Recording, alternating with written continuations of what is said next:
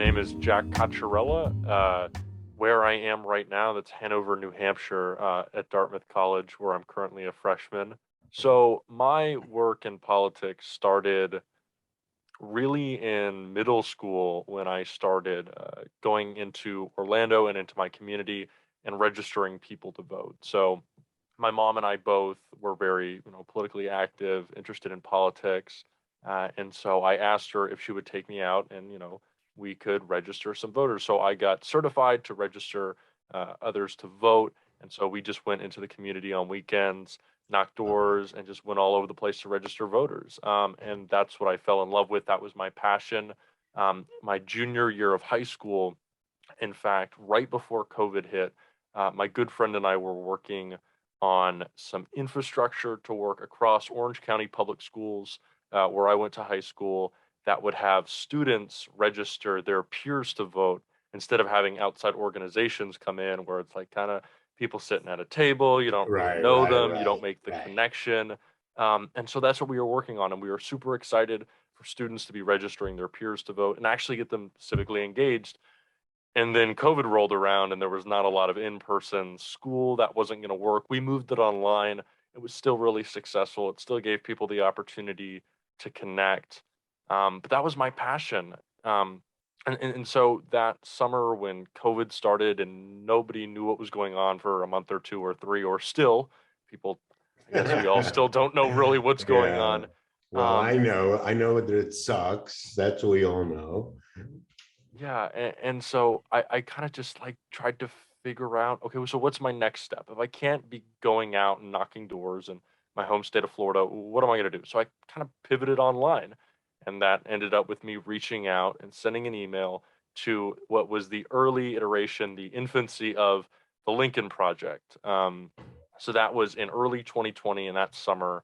I sent an email, hey, I've been following your founders and in your organization since December. I'm like really interested. Do y'all have any internships? Like anything that I could do? And they said yes. Actually, we were looking for people. So my first day, I was like the 10th or 11th intern ever to join the political team at the Lincoln Project, where at the end of it, it was like 300, 400 of us. So I started really from the beginning, working with incredible people like Rick Wilson and Mike Madrid, I Reed love him. Galen, Fred Wellman, just learning a lot. Steve Schmidt, Awesome. excellent mentors in an extremely important fight. And so I was working on that political team, picking up from these, genius political minds who were always Giants, helpful, giants. Yeah. always helpful, and just saying, hey, like, you want to talk? Like after a meeting, hey, if you have any questions, throw them my way. If you want to send me an email, if you want to jump on the phone, like we are spending every second we have in this fight, but the extra seconds we'll take and just like help out some of the young people on this campaign and like and let them learn. And so I started picking up here and there from, being in meetings with Mike Madrid. I worked as a deputy to him, a bit of an assistant, which is amazing because I was in all of his meetings and just got to learn and kind of just soak it in. And towards the end of the campaign, I got interested in the digital strategy that we were doing that was kind of taking over the internet. We Right. became very famous, of course, for the ads that we were doing and our presence on social media. Our communications director, Keith Edwards, was awesome in letting me just pick his brain. And my first real start in, doing anything in the digital field and that digital space was at the Republican National Convention. We decided or I don't even know how this came about, but we got all these speeches that were going to be given in advance and we started leaking them. And so I texted I Keith. love it. I said, Keith, what we need to do is like, we got to run with this in every way possible. Let's call it the Leakin Project, right? And so instead of the Lincoln Project, for those nights, we were the Leakin Project. And that was a hashtag that went crazy. They changed the name of the account for those days. I was like, wow, this is really cool. You can have an impact from your bedroom. And so I started getting active on Twitter, which is where I'm most active now. And I I remember when love I started in 2021, when I actually just like first started to tweet, I think January 1st, 2021, I had, I think it was like 1,499 followers on Twitter, and now it's like 110,000, and it's crazy. It just kind of like blew up in a year.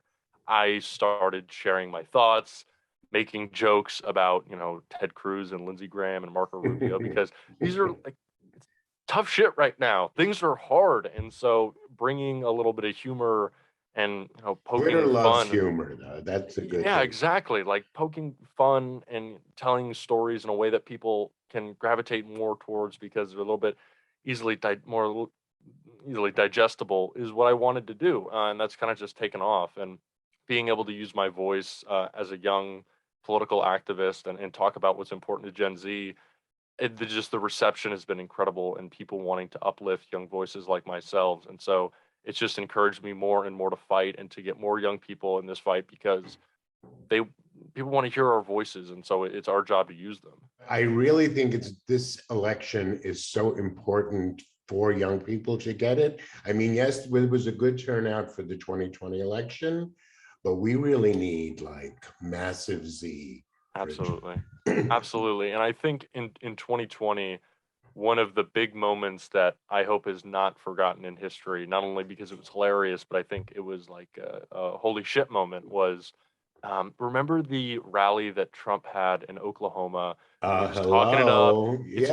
It's gonna be a million people. It's gonna be packed. It's gonna be full. And he was Yes. just bragging about how many people had bought tickets, and it was just a bunch of like Gen Z kids. Like it was just us on like TikTok telling people to not buy tickets but reserve them, and the numbers blew up.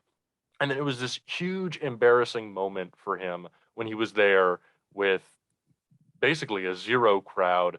And there's nothing more that Trump hates than being embarrassed. And I mean, I did a post that I believe was the day that he realized he was going to lose the election. and that was the day that young people realized, hey, like we can I actually can do have. something. I may be sitting in my bedroom because it's COVID and there's nothing I can do. And this may just be a joke to upset the president, but we actually have, and we've made an impact, right? We have changed his state of mind. And Oh, so there's no that's question that was Gen Z all the way.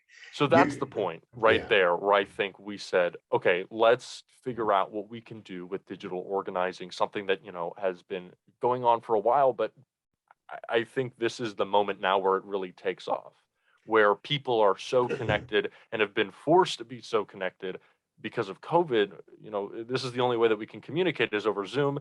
It's a little annoying to have to Zoom all the time, but it's opened up so many doors for people that digital strategy and digital organizing has opened up tremendously, and especially for young people who want to use their voice.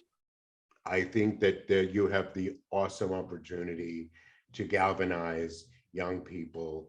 And because you have such an awesome experience with the Lincoln Project, those people are. Although I have to say one thing that really upset me about the Lincoln Project. You do know that they could have been their own political party. Like that should have been the third There, party, there was, and a a lot of people have said conversation this, about and it. I really enjoyed loves the time that I spent, and after the 2020 election, kind of just moved on, because I had to finish up my senior year of high school, but and I agree there was a lot of momentum behind what the Lincoln Project could have been as a movement instead of maybe like just an establishment. There was there was momentum for it to be a real galvanizing force in politics Yeah, and I was personally uniting a front of the voters that helped Joe Biden win. well, I was crushed when that whole controversy happened. Like one of my favorite podcasts is the new abnormal, which was Hmm. Rick Wilson and Molly Jongfast. And when he had to back off, I was really upset because he's fucking hilarious, He is. Rick's the best. and I mean, they all are. But the thing is, I really feel like they were all never Trumpers, right? Hmm. So the idea is that they were never Trumpers right away. Yeah. And what they should automatically have done is rather than only, and again, what they did with Lincoln Project, genius. I wish they would have just all started really developing the independent party, because by 24 we could have had a viable party that a lot of Democrats would go over to, because I know tons of disillusioned Democrats Yeah. that would love to be independents, except they don't want to give it like to the Green Party, which is whatever that is. You know what I mean? Not even good in its intention. I don't know. It's just like a spoiler party. I don't know what the Well, I think what we're kind of seeing is maybe the beginning of a separation within the Democratic Party when you see a more progressive caucus and then a more, moderate, what people call corporate Democrat caucus. And you see kind of like the Joe Manchin and Kirsten Sinema is not really where the party should be. And it's not that, the Democratic Party is moving way far to the left.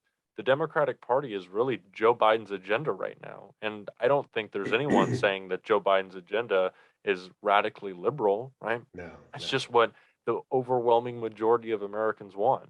But for Democrats that can't get on board with that, I think that's where the split might come in the party.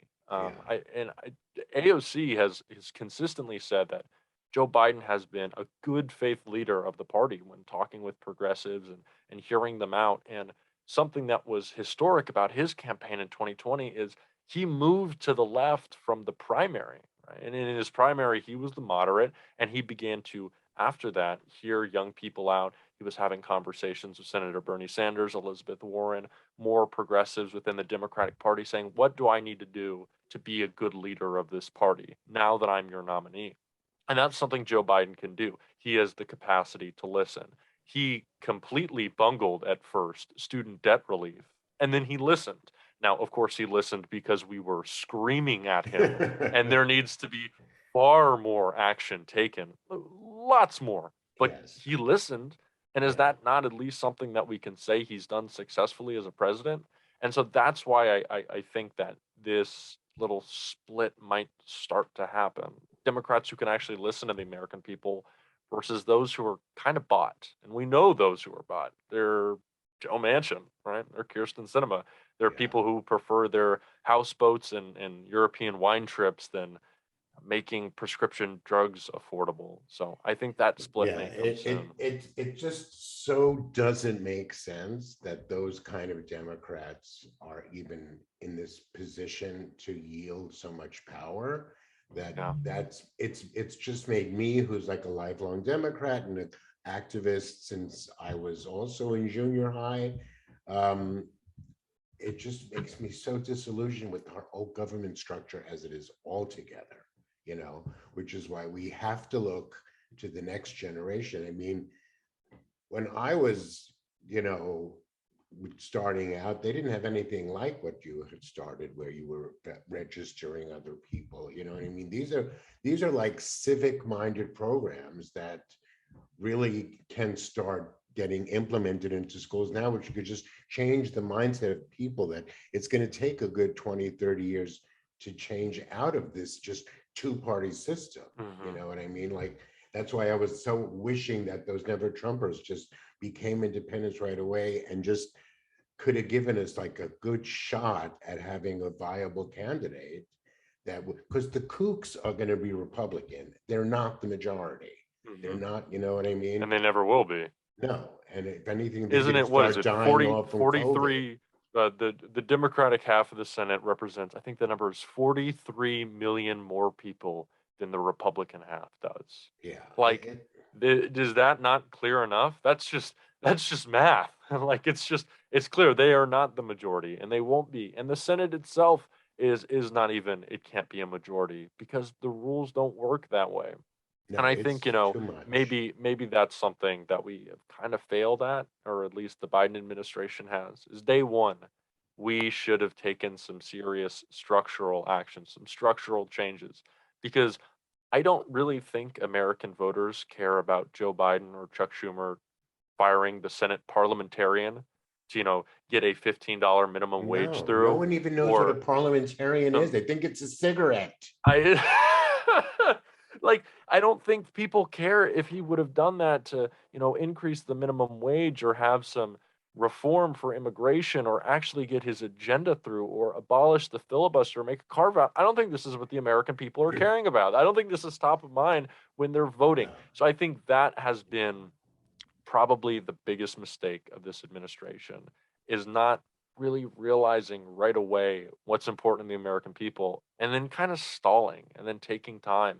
And I know that it was important for President Biden to have negotiations and try to hear out Joe Manchin, But at some point, he's got to say, you're not going to be the reason that I lose my House and Senate majority in 2022, and you're not going to be the reason I potentially lose the presidency. I'm not going to leave up whether I keep my majorities in the legislature, and if I keep my job as president, I'm not going to leave that to Joe Manchin and Kirsten Sinema. So we should have taken action on day one. That's what we should have established. Of Instead of course. saying, like, oh, we're going to pass these, bold, incredible ideas, like that was great. Those are the expectations that we set. The expectations that we should have set is says we're going to get rid of the things that are going to hold us back from passing those ideas, and we got to do that right now because then everything's going to fall in line. I mean, I think the first thing we should have done was voting rights, period, end of Absolutely. story. That should have been January 22nd. But here we are. And I'm not hopeful that we're going to get voting rights passed, which is why we have to vote, like just to quote John Lewis, vote like we've never voted before. We need the kind of millions of more votes because the thing is, and they could try to do whatever the those idiots. I'm sure that we're going to pass the electoral vote count. That much, I feel like they're not stealing any. I am not going to be living in a country where they're stealing elections. That much I can assure you. I mean, that I know for myself. I'm out otherwise because that's, I refuse to live in like a fascist minded regime. I just won't. My mom survived Dachau. I'm done. You know what I mean? I won't live to see that. That's just not of the question, which is why I've become so like obsessed with like at least galvanizing whoever I can between now and November. It's a long time away. And when I hear people on TikTok, and there are tons of them, Democrats, people I respect and admire, saying, oh, Trump's going to win and we're going to lose the House and the Senate. And like, what? Did you No, think for 1 second we were going to make Georgia blue in the no, Senate? no one did. You didn't, even on the 4th of January, you didn't. So you got to just stop not believing in that And we control the can thing that you do. can, and that thing that you Yeah, can control is voting and getting other people to yeah, vote, and that's yeah. what's important because I've said it before in reference to the possible presidential run by Ron DeSantis. I said 2022 is a vaccination year. We're vaccinating ourselves against Kevin McCarthy being Speaker of the House and trying to pull Yes. some bullshit in 2024. We're vaccinating ourselves against Mitch McConnell being Senate Majority Leader and trying to pull some bullshit with voting rights and limiting people's right to vote. And we're vaccinating ourselves against Trump installing his radical secretaries of state in 2022 in Arizona and in Nevada and in Georgia and governorships in Michigan and Georgia and Nevada and these places that we have to win. We have to make sure that we have Democrats to hold and stand up for the rule of law. That's what we need. Or at least pro-democracy candidates, pro-democracy officials. I don't love, Raffensperger in Georgia, but he did his job as Secretary of State. He made sure that an election happened. When Trump was calling up asking him to find him some votes, he said, "No, no, that's not democracy." And so that's what we need. I would prefer them to be Democrats, but they have to be pro-democracy first, and that's the thing that matters. So 2022, vaccination year. Vaccinate I yourself like that so con I 2024 like that soundbite. is better. Yeah, it's good. It's better. Two things. A, are you going to run at any point in, are you looking to be in politics? Is that what are you studying in college? I'm Besides, studying. I'm studying economics right now in mhm. school. So I get the question. I get that question a lot. So right now I'm a Democratic digital strategist, and I work for awesome candidates like Oh, Marcus cool. Flowers, who's running against Marjorie Taylor Greene in Georgia. So if you haven't checked out Marcus Flowers, um, Excuse me. Do I look like I was born yesterday? no, it's just I was. I found his video 2 days after he launched it. He was my first interview on my YouTube channel. He's Oh awesome. wow. There's somebody in Florida that we really have to get behind too, right?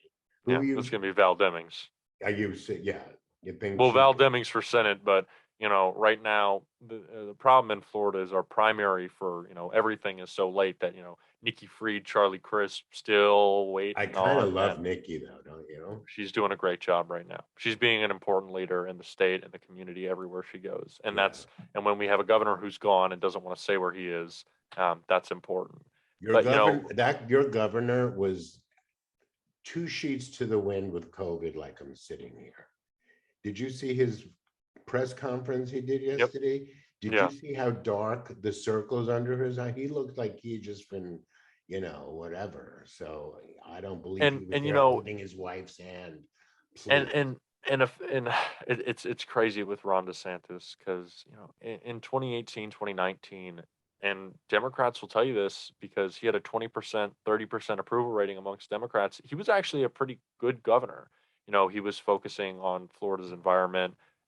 He was actually doing some pretty good stuff. He had a high approval rating for a governor of any state. But he got infected when COVID came around. He maybe didn't get infected with COVID. Maybe he has right now, but he got infected with the Trumpism virus. You saw, I think a lot of people have seen that video that he ran in the 2018 primary when he With the was reading kid. his baby, Ugh. ooh, this is the Trump book and we're going to And build the this is, wall. we're And going to build a wall. yeah. Ugh. And so, Yeah, back then, Ron he needs to DeSantis, as much die. as I dislike him, is a smart political operator. He was playing to an audience of one, and that was Trump, which helped him win the primary, helped him win the election. So he was smart there.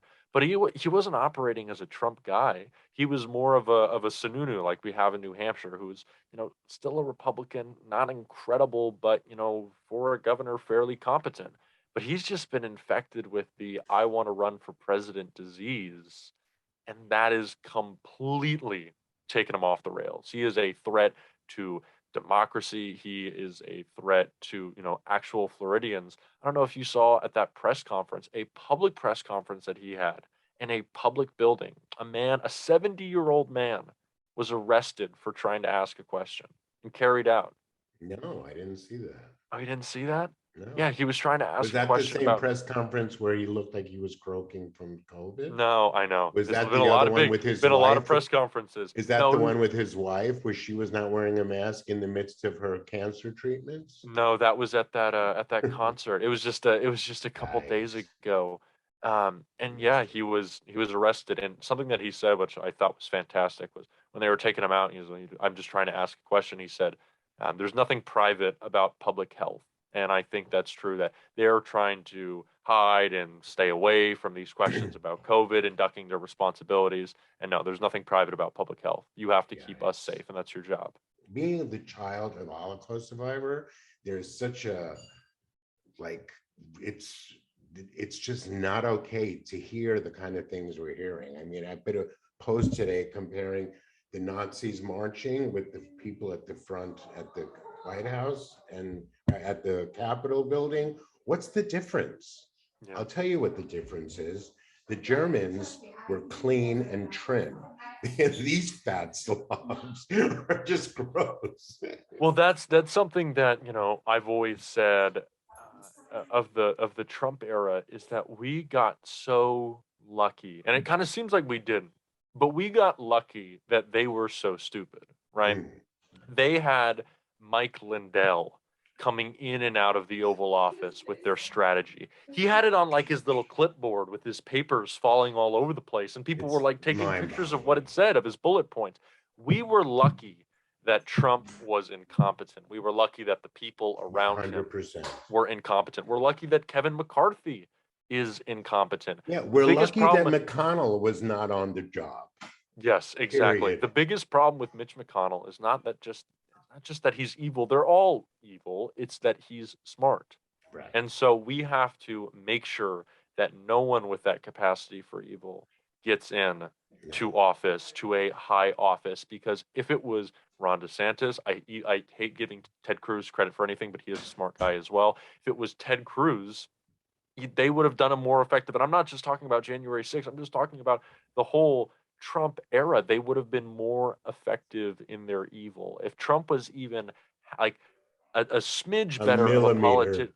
a better of a politician, or just a leader in general, that election was so close. It may have it may say 8 million votes and 200 and what was it, Biden 300, 306 yeah. electoral votes to But it was only 232. 70,000 people or something, right? That's it. That's Yeah. it. Nevada, Arizona, Georgia, Wisconsin, Michigan, Pennsylvania. It was paper thin. Yeah, we have, It's that's why it's we have too to it's too adopt a close. state. Yeah, yeah, It's yeah. too close to count on And their it's idiot gonna like be, and it's gonna be again. Yeah. So we It's can't gonna count be on them again. to be idiots. Like that's Yeah. not that can't be we No. can't have idiot insurance every year because it's not gonna work. I It's mean, just not gonna. imagine they had this whole, they were planning this thing for months. I don't care what Yes. anybody says, that nobody had a plan. So like, so what do we do once we're inside? You know what I mean? Like there was no like, but bum after that. You know what I mean? Like, okay, let's say you killed a bunch of them. You know what I mean? What did you think was gonna happen next? There was Yeah. no plan Yeah. because they're And stupid. they never know what they're doing, and that's why we got lucky, Yeah. and we can't account for that next time because next time it's going to be a smarter person and a better plan, and that's not, and we just can't let that happen. So No, we, we like won't. I We said, won't. We we have won't. to vaccinate ourselves against an anti-democratic virus that's coming for us in the form of a Donald Trump presidency, possibly in 2024. Thank you so much for having me on. Be good. This was awesome.